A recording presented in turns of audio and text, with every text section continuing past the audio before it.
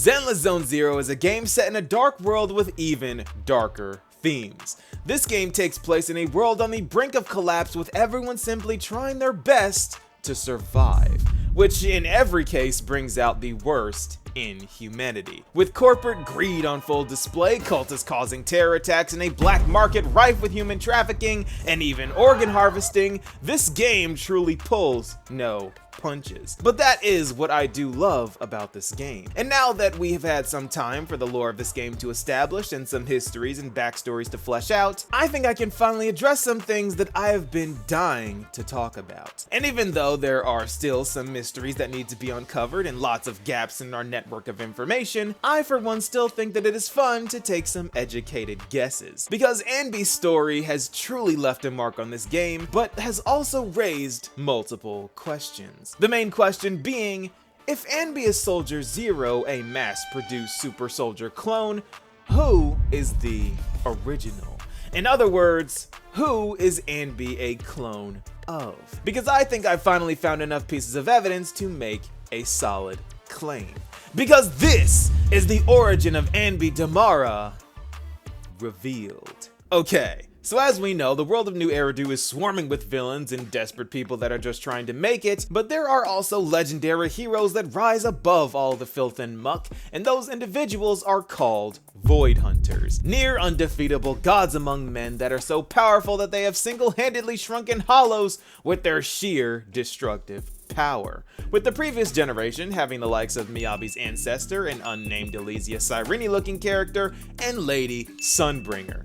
And this generation having Miyabi, Yixuan, and now Ye Shengguang. And even though the Yunkwei Summit powerhouses don't currently acknowledge themselves as possessing that title, I am just gonna be using this as a term in reference to their strength. Because what makes these people truly special and what sets a Void Hunter level individual from an extremely talented Yanagi, Harumasa, or Anby is their mastery over etheric energy. And to bring in the Hoyo verse, ether seems to be mostly connected to Honkai energy, because the two work in the exact same way. Let me explain. These two energies exist in humans and have a multitude of different applications and roles, but these powers are also extremely volatile. And when these energies are applied to land, it crystallizes and can even explode in some cases. But when applied to a person, things get complicated. Because if a person has too much Honkai energy, or ether energy, it begins to corrupt and poison them, eventually spreading across the body until it becomes an irreversible infection, in which case they can turn into a Honkai beast, or in Zenless Zone Zero terms,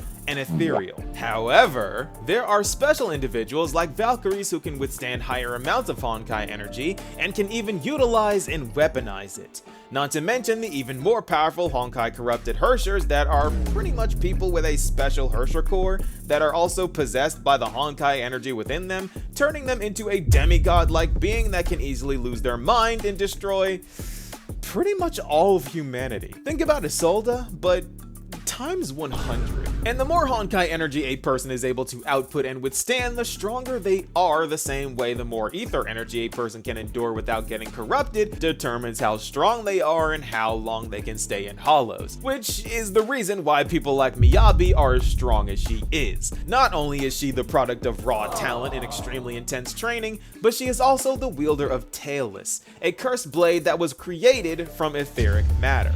Not to mention that she is a Thyren, because Thyrens naturally tend to have higher ether aptitudes than humans, which bends all the way back to allowing her access to a higher ceiling of power. So she hit the genetic jackpot. And this is something that I feel that all Void Hunters have to do one way or another. Because Ye Shengguang, the current wielder of the Qingming sword, just happens to be a Thyren. And this particular blade is rumored to have the ability to devour the ether within humans, draining all 5 senses and wiping their memories. Something so powerful that it killed the previous High Preceptor of the Yunkwei Summit, Yi Jian. So needless to say, to even survive the use of this blade, you have to be someone with an incredibly high ether aptitude. So Hoyo was really nailing home the ether aptitude equals power thing. And we've already had multiple conflicts now rising from scientists trying to raise everyone's ether aptitudes, because if you can do that, then, well, hollows may as well not be lethal at all and everyone can just defend themselves from ethereals. But if only there was another way to do this. Because Void Hunters are so strong and heroic, why can't we just have more Void Hunters? Or better yet, yet mass-produce Void Hunters. Super soldiers bred to survive even the most corrupted of Hollows, with combat abilities that put the average human to shame. In comes Silver Company, an offshoot organization under the Defense Force tasked with this exact goal in mind. Producing a team of valiant warriors all trained in the most savage and brutal fighting styles, all for the purpose of destroying ethereals. And even though this project is expensive and time-consuming, one soldier shows promise. Soldier Zero, the commander of her squad and the one who hit the jackpot in terms of genes. Having the ether aptitude to survive even the densest of ether-corrupted hollows, with a body capable of pushing the limits of their specialized fighting style to its peak efficiency. Of all of the soldiers, she alone was proof of the concept. Yes, the process of training her was long and expensive, but a super soldier can be created. And the question still stands, if Anby herself is a clone, who is she a clone of? What DNA could the Defense Force have used to create Soldier Zero? Well, speaking from a pure logic standpoint, the perfect choice would be a Void Hunter. But which one? Well, there is only one Void Hunter we know with white hair, Lady Sunbringer, the creator of Bang Boo, the very thing that Anby compares herself to when posing the question of what is truly considered human. Because the Defense Force uses explosive Bang Boo without a second thought, but of course would never use humans for that purpose. But replicas aren't humans. That is the cruel logic that the higher-ups at Silver Company used. So in that strange, twisted way, a Bang Boo is compared to what Anby is. But admittedly, this is a stretch in terms of Lady Sunbringer's connection to all of this, so let's keep going. Because another counter-argument would be that Lady Sunbringer is some sort of thier and Anby clearly isn't. But do we know that to be a fact? I mean, Sunbringer's horns are purely either metallic or made of some sort of etheric matter, so it is very unlikely that they're just naturally part of her. Which suggests that she has experimented on herself or allowed herself to be experimented on. And considering that the original purpose of Bang Boo was to help civilians escape hollow disasters, we know that despite her harsh-looking exterior, she is the type of person that thinks about others first. So there is the possibility that she offered her DNA to the experiment, or that they took it from her, or even worse, she died and her remains are the DNA that they use.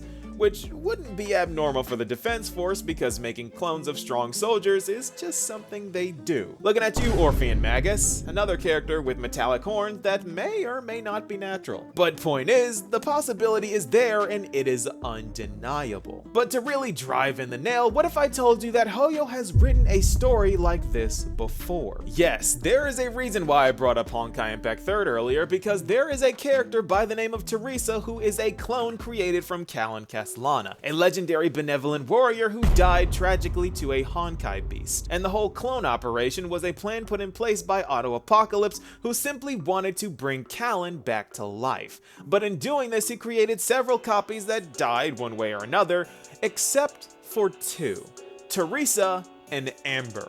And Otto was a sick man because he made them fight to the death at some point, but Teresa couldn't bring herself to kill Amber. So the two are still alive. Sound familiar? Well, if not, allow me to show you what Amber looks like. Yes, this sibling spared by the stronger clone now wears this orange visor. The reference couldn't be more clear and the pattern is in place. And this all points towards Lady Sunbringer taking the Callan Castellana role. Not to mention, she already has Kiana Castellana's eyes, but that's a different thing. The Castellana family is weird. Point is, Hoyo loves to make pivotal characters that are clones the cover character of their game.